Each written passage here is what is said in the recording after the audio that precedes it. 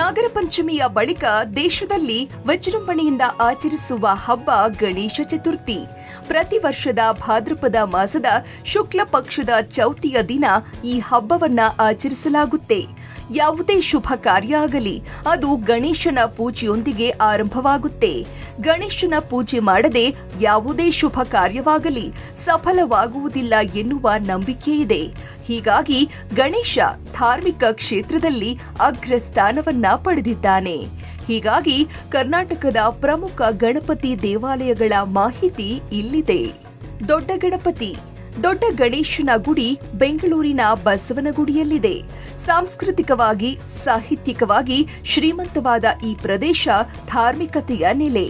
ಬೆಂಗಳೂರಿನಲ್ಲಿರುವ ಹಲವು ಪುರಾತನ ದೇವಾಲಯಗಳ ಪೈಕಿ ಬಸವನಗುಡಿಯ ದೊಡ್ಡ ಗಣೇಶನ ದೇವಾಲಯ ಪ್ರಮುಖವಾದುದು. ಕಹಳೆ ಬಂಡೆ ಅಥವಾ ಬ್ಯೂಗಲ್ ರ್ಯಾಕ್ ಉದ್ಯಾನವನಕ್ಕೆ ಹೊಂದಿಕೊಂಡಿರುವ ವಿಶಾಲವಾದ ಪ್ರದೇಶದಲ್ಲಿ ದೊಡ್ಡ ಗಣೇಶನ ದೇವಾಲಯವಿದೆ.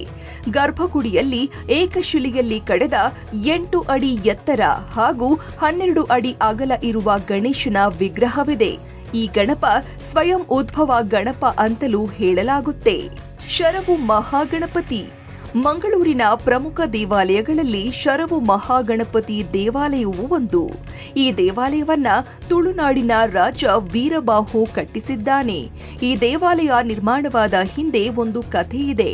ಇಲ್ಲಿರುವ ಗಣೇಶ ಸ್ವಯಂ ಉದ್ಭವವಾಗಿದೆ ಹಾಗೂ ಈ ಗಣೇಶ ಶಕ್ತಿಶಾಲಿ ಅಂತಲೂ ಹೇಳಲಾಗುತ್ತೆ.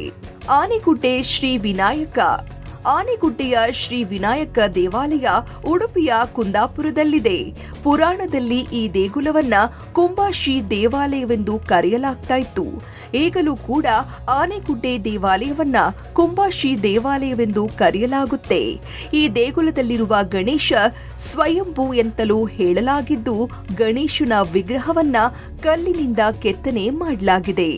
ಹಟ್ಟಿಯಂಗಡಿ ಸಿದ್ಧಿವಿನಾಯಕ. ಹಟ್ಟಿಯಂಗಡಿ ದೇವಾಲಯವು ಉಡುಪಿಯಲ್ಲಿದೆ. ಈ ದೇವಾಲಯವು ಅಲೂಪ ರಾಜರ ಕಾಲದಲ್ಲಿ ನಿರ್ಮಿಸಲಾಗಿದ್ದು ಆ ಕಾಲದಲ್ಲಿಯೇ ಗಣೇಶನ ವಿಗ್ರಹವನ್ನ ಸ್ಥಾಪನೆ ಮಾಡಿದ್ರು. ಹಟ್ಟಿಯಂಗಡಿ ದೇವಾಲಯ ವರಾಹಿ ನದಿಯ ದಡದ ಬಳಿ ಇದೆ. ಇಡಗುಂಚಿ ವಿನಾಯಕ ದೇವಾಲಯ. ಉತ್ತರ ಕನ್ನಡ ಜಿಲ್ಲೆಯ ಹೊನ್ನಾವರ ತಾಲೂಕಿನಲ್ಲಿ ಈ ದೇವಾಲಯವಿದ್ದು ಈ ಗ್ರಾಮದಲ್ಲಿ ಸಾಕಷ್ಟು ಪವಾಡಗಳು ಕೂಡ ನಡೆಯುತ್ತವೆ. ಈ ಗ್ರಾಮದವರು ಹಾಗೂ ಅಕ್ಕಪಕ್ಕದ ಗ್ರಾಮದವರು ಈ ಗಣೇಶ ಸಾಕಷ್ಟು ಶಕ್ತಿಶಾಲಿ ಅಂತಲೂ ನಂಬುತ್ತಾರೆ. ಸೌತಡ್ಕ ಶ್ರೀ ಮಹಾಗಣಪತಿ ದೇವಸ್ಥಾನ. ಈ ದೇವಾಲಯವು ದಕ್ಷಿಣ ಕನ್ನಡ ಜಿಲ್ಲೆಯ ಪ್ರಮುಖ ಧಾರ್ಮಿಕ ಕೇಂದ್ರವಾಗಿದ್ದು ಬೆಳ್ತಂಗಡಿ ತಾಲೂಕಿನ ಕೊಕ್ಕಡದಿಂದ ಸುಮಾರು 3 ಕಿಲೋಮೀಟರ್ ದೂರದಲ್ಲಿದೆ. ಈ ಕ್ಷೇತ್ರದ ವಿಶೇಷತೆ ಏನಂದ್ರೆ ಇಲ್ಲಿನ ಆರಾಧ್ಯ ದೇವರಾದ ಗಣಪನಿಗೆ ಗರ್ಭಗುಡಿ ಇಲ್ಲ. ಈ ಕ್ಷೇತ್ರವು ಕುಕ್ಕೆ ಸುಬ್ರಹ್ಮಣ್ಯ ಕ್ಷೇತ್ರದಿಂದ ಸುಮಾರು 35 ಕಿಲೋಮೀಟರ್ ಹಾಗೂ ಧರ್ಮಸ್ಥಳ ಕ್ಷೇತ್ರದಿಂದ ಸುಮಾರು 16 ಕಿಲೋಮೀಟರ್ ದೂರದಲ್ಲಿದೆ. ಭಕ್ತರು ಈ ದೇವಾಲಯಕ್ಕೆ ಹರಕೆ ರೂಪದಲ್ಲಿ ಗಂಟೆಗಳನ್ನ ನೀಡೋದು ಇಲ್ಲಿನ ವಿಶೇಷತೆಯಾಗಿದೆ. ಮದೂರು ಗಣಪತಿ ದೇವಸ್ಥಾನ. ಕಾಸರಗೋಡು ಜಿಲ್ಲೆಯ ಮಧೂರಿನಲ್ಲಿ ಗಣಪತಿ ಬಹಳ ಪ್ರಸಿದ್ಧಿ. ಮಂಗಳೂರಿನಿಂದ ಕಾಸರಗೋಡಿಗೆ ಹೋಗಿ ಅಲ್ಲಿಂದ ಮಧೂರಿಗೆ ಹೋಗಬಹುದು. ಮಳೆಗಾಲದಲ್ಲಿ ನದಿ ನೀರು ದೇವಾಲಯದ ಆವರಣವನ್ನ ಪ್ರವೇಶಿಸುತ್ತೆ. ಧರ್ಮಗುಪ್ತನೆಂಬ ದೊರೆ ಕೈಗೊಂಡಿದ್ದಂತಹ ಅತಿರುದ್ರ ಮಹಾಯಾಗಕ್ಕೆ ಯಾವುದೇ ವಿಘ್ನ ಬರಬಾರದೆಂದು ಈ ಗಣೇಶನ ದೇವಾಲಯದಲ್ಲಿ ಮದನಂತೇಶ್ವರ ಲಿಂಗವನ್ನು ಪ್ರತಿಷ್ಠಾಪಿಸಿದ್ದ ಎನ್ನುವ ಕಥೆ ಇದೆ. ಹೀಗಾಗಿ ಈ ದೇವಾಲಯವನ್ನ ಮದನಂತೇಶ್ವರ ಸಿದ್ಧಿವಿನಾಯಕ ದೇವಾಲಯ ಎಂಬ ಹೆಸರಿನಿಂದಲೂ ಕರೆಯಲಾಗುತ್ತೆ. ಈ ದೇವಾಲಯವನ್ನ ಗಜಪೃಷ್ಠ ಆಕಾರದಲ್ಲಿ ನಿರ್ಮಾಣ ಮಾಡಲಾಗಿದೆ. Digital desk, public TV.